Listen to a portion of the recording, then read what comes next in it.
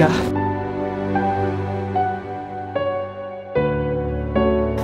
Kamu harus menjauhiku, Rama. Aku ini bukan wanita pilihan keluargamu.